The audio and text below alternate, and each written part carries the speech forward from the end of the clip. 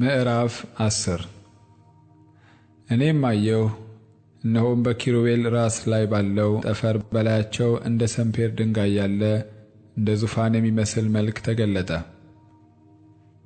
በፍታም የለበሰውን ሰው በመንኰራኵሮች መካከል ከኪሩብ በታች ግባ፣ ከኪሩቤልም መካከል ካለው እሳት ፍም እጅህን ሙላ፣ በከተማይቱም ላይ በትናት ብሎ ተናገረው።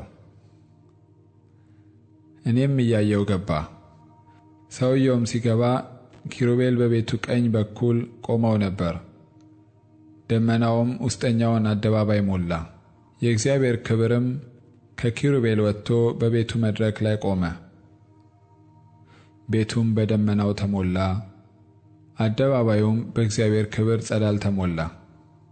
ሁሉንም የሚችል አምላክ እንደሚናገረው ያለ ድምፅ እንዲሁ የኪሩቤል ክንፎች ድምፅ እስከ ውጭው አደባባይ ድረስ ተሰማ። በፍታም የለበሰውን ሰው ከመንኰራኵሮች ከኪሩቤል መካከል እሳት ውሰድ ብሎ ባዘዘው ጊዜ እርሱ ገብቶ በአንድ መንኰራኵር አጠገብ ቆመ። ኪሩብም ከኪሩቤል መካከል እጁን በኪሩቤል መካከል ወዳለው እሳት ዘርግቶ ከዚያ ወሰደ፣ በፍታም በለበሰው ሰው እጅ አኖረው፣ እርሱም ይዞ ወጣ። በኪሩቤልም ከክንፎቻቸው በታች የሰው እጅን መሳይ ታየ። እኔም አየው፣ እነሆ በኪሩቤል አጠገብ 4 መንኰራኵሮች ነበሩ። አንዱ መንኰራኵር በአንዱ ኪሩብ፣ አንዱም መንኰራኵር በአንዱ ኪሩብ አጠገብ ነበረ። የመንኰራኵሮቹም መልክ እንደ ቢረሌ ድንጋይ ነበረ። የአራቱም መልክ አንድ ይመስል ነበር። መልካቸውም በመንኰራኵሩ ውስጥ እንዳለ መንኰራኵር ነበረ። ሲሄዱም በአራቱ ጎናቸው ይሄዱ ነበር፣ ሲሄዱም አይገላመጡም ነበር። ራሱ ወደምታመለክትበት ስፍራ ወደዚያ ይከተሉ ነበር፣ ሲሄዱም አይገላመጡም ነበር። ገላቸውም ሁሉ፣ ጀርባቸውም፣ እጃቸውም፣ ክንፋቸውም፣ መንኰራኵሮቹም ለአራቱ የነበሩ መንኰራኵሮች በዙሪያቸው ዓይኖች ተሞልተው ነበር። መንኰራኵሮችም እኔ እየሰማው ጌልጌል ተብለው ተጠሩ። ለእያንዳንዱም 4 ፊት ነበሩት።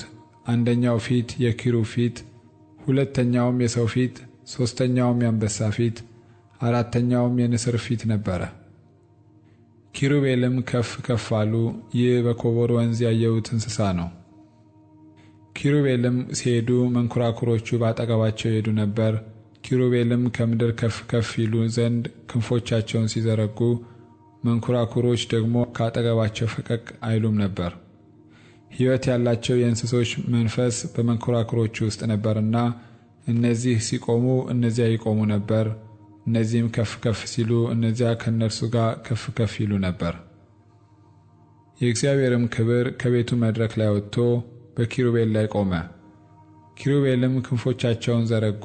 እኔም እያየው ከምድር ከፍ ከፍ አሉ። በወጡም ጊዜ መንኰራኵሮች ባጠገባቸው ነበሩ። በእግዚአብሔርም ቤት በምሥራቁ በር መግቢያ ቆሙ። የእስራኤልም አምላክ ክብር በላያቸው ላይ ነበረ። ይህ በኮቦር ወንዝ ከእስራኤል አምላክ በታች ያየሁት እንስሳ ነው። ኪሩቤልም እንደነበሩ አስተዋልሁ። ለእያንዳንዱ 4 ፊት፣ ለእያንዳንዱም 4 ክንፍ ነበሩት። የሰውም እጅ አምሳያ ከክንፎቻቸው በታች ነበረ። ፊቶቻቸውም በኮቦር ወንዝ ያየዋቸውን ፊቶች ይመስሉ ነበር። እነርሱና መልካቸውም እንዲሁ ነበረ። እያንዳንዱም አቅንቶ ወደ ፊት ይሄድ ነበር።